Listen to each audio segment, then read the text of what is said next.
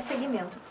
Ô Sil, uma coisa que você falou pra mim no bastidor é a questão quando você era criança, que me marcou bastante aquilo que você me falou, que você foi até, não sei se você pode falar isso aqui, né, que você foi buscar sua mãe dentro de uma situação e você foi meio que salva pela dona do local. Sim, posso falar sim.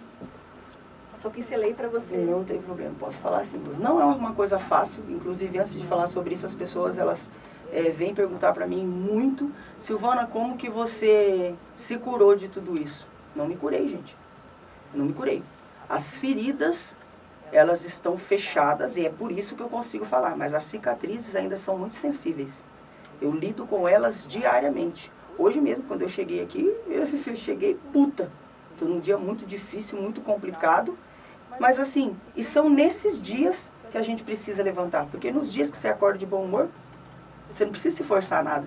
Já acontece instantaneamente. É nos dias que você, que está difícil, que você só quer ficar deitada chorando, que você quer ficar se perguntando um monte de coisa, por que não está dando certo, por que não está acontecendo. É nesse dia que você tem que lembrar de onde você veio, tudo que você viveu e por que você está aqui, nesse momento. Essa história que a Rose comentou, eu ia fazer 9 anos de idade, eu e a minha avó, Dona Vicentina, mulher guerreira, tudo que eu sou hoje eu devo a ela, que é a mãe da minha mãe que me criou. Então, assim, eu e ela, a gente tinha passado a noite inteira com meu irmão caçula chorando e sacolejando ele, assim, para que ele tentasse dormir, dando água com açúcar para ele. E daí amanheceu o dia e a minha avó, Dona Vicentina, falou assim, vai buscar sua mãe, porque o menino vai morrer de fome. E eu fui. Como já era rotina buscar minha mãe, inclusive eu nunca vou me esquecer, para você ver, tem coisas que são tão marcantes, você não esquece. O nome dessa zona lá de Querência do Norte era Jacutinga, e o nome da dona da zona era Zoraide. Nunca vou me esquecer disso. Eu fui buscar minha mãe e eu nunca tinha visto nenhum tipo de relação sexual, nada, eu nunca tinha visto nada disso. E eu fui criada pela minha avó, então assim, a criação era muito diferente do que era hoje. A gente não falava sobre essas coisas. Então eu cheguei para pegar minha mãe lá e ela estava deitada assim, desmaiada, desacordada, bêbada, e tinha um senhor assim, barbudo em cima dela, asqueroso assim. E com o movimento que ele fazia, eu achei que ele estivesse matando a minha mãe. Eu me lembro que eu fiquei desesperada e eu pulei nas costas dele assim, e comecei a bater nas costas dele, solta minha mãe, você vai matar ela, solta. Ele virou para mim, e daí segurou nos meus ombros e falou assim para mim, eu paguei, se não faço com ela, eu faço com você. E eu tava com uma camisetinha de botão da escola, uma sainha de preguinha, que usava muito, que era o uniforme naquela época da escola. E eu lembro que ele rasgou a minha blusinha assim. Na hora que ele rasgou, que ele me jogou na cama assim, a dona da zona deu uma facada nele, que na hora que eu vi, eu só me vi coberta de sangue. Tava coberta de sangue. Eu desacordei, e provavelmente que na hora que eu acordei, eu ainda tava com aquele sangue seco, eu sinto o cheiro, pra vocês terem ideia, eu consigo lembrar do cheiro do sangue. Uma coisa muito louca, que eu lembro do cheiro daquele sangue seco em mim. E eu fiquei 3 dias sem conseguir falar. Quando eu cheguei em casa, e a minha avó me sacudia, o que houve? Eu levei uma surra tão grande, que eu me lembro que, cara, dessa surra, assim, eu fiz xixi, assim, nas pernas. Porque eu não conseguia falar, e ela queria saber o que tinha acontecido, de onde que era aquele sangue, mas eu não conseguia falar, entendeu? E ela me bateu, que eu fiquei mole, assim, e eu não conseguia falar, não adiantava. E aí, de tarde, foi uma mulher que estava na zona esse dia, que era amiga da Rosa, da finada Rosa lá, minha mãe que me pariu, e chegou e falou pra minha mãe, Dona Vicentina do céu, a senhora viu o que aconteceu com a Neguinha lá em Querência, inclusive, olha isso, ó. Meu apelido lá nessa cidade era Neguinha da Jacutinga, de tanto ir buscar minha mãe lá, nessa zona. A senhora viu o que aconteceu com a Neguinha? Quase que violentaram ela. Se não fosse a Zoraide esfaquear o cara lá, tá ruim em Paranavaí. Quase tá morto o cara lá. Daí a minha avó colocou a mão na cabeça e chorou desesperadamente. Meu Deus, eu não acredito.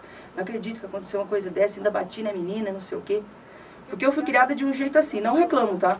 Ela me criou do jeito que ela podia, da melhor forma possível, a minha avó, Dona Vicentina. Mas era assim, primeiro você apanhava e depois você explicava se você tinha feito ou não. Mais ou menos, quem é da minha idade sabe que as coisas eram diferentes antigamente. Então, assim, isso foi uma coisa que me marcou bastante, assim, sabe? Me marcou muito. Foi muito difícil pra mim. Hoje eu não a culpo, gente. De verdade mesmo, assim, sabe? Eu não a culpo, porque eu tenho plena convicção, ao auge dos meus 42 anos, que nenhuma pessoa que esteja com a sanidade mental assim em dia, que não esteja com nenhum problema assim muito grande, faria isso com a própria filha. Fora que tem outras questões assim que ela fez, que não vem ao caso no momento, mas que não faria com a sua filha jamais. E quando ela estava bem, que eu digo quando ela não estava ou endemoniada ou bêbada, que era muito raro, mas quando ela estava bem, eu lembro de um único gesto de amor da minha mãe, que quando eu me lembro assim, ela já recebia a aposentadoria do meu pai, porque por ser viúva, né? Quando estava próximo dela receber a aposentadoria, ela falava assim, eu dou 10 centavos por piolho e 5 por lende, que era pra gente catar a cabeça dela. Tipo, é isso que eu lembro, assim, de gesto de carinho da minha mãe, porque quando ela, em qualquer outros momentos, ela olhava pra mim e falava, você é a desgraça da minha vida. Esses pretos é as desgraças da minha vida. Tanto que, de negros, só existem eu e meu irmão, que infelizmente hoje está preso há mais de 20 anos. Meu irmão nunca conseguiu lidar, que é o meu único irmão de pai e mãe, nunca conseguiu lidar com a nossa história de vida. Ele sempre saiu e voltou da cadeia, assim, com intervalo de menos de um mês, assim. Uma escolha, uma decisão na época de todos influenciou e está ainda reverberando na vida, né? Vai sempre, né? Que eles fizeram escolhas, mas eles não eram sozinhos. Quando você faz uma escolha e você é solteiro, você não tem dependentes, você fez uma escolha por você, entendeu? Eles fizeram uma escolha, eles não escolheram por mim, porque eu não aceitei isso para minha vida, sinceramente falando. Mas não é fácil até hoje. Eu luto com monstros que existem dentro de mim e que eles vêm diariamente, sabe? E que eles ressurgem diariamente. Mas é escolha, como eu digo, gente.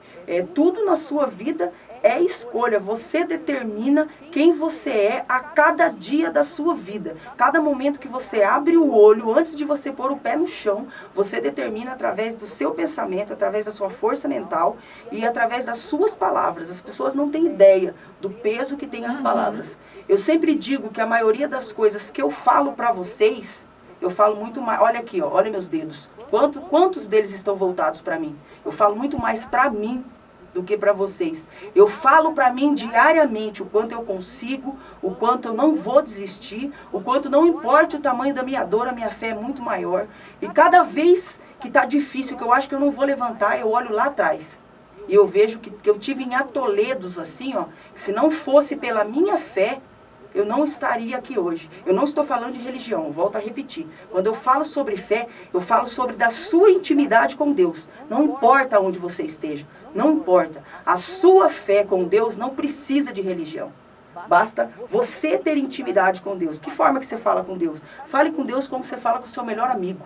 Não precisa ensaiar para falar palavras bonitas. O Senhor não busca isso de você, porque Ele conhece teu coração antes mesmo de você falar. Então, assim, você determina quem você é através das suas atitudes.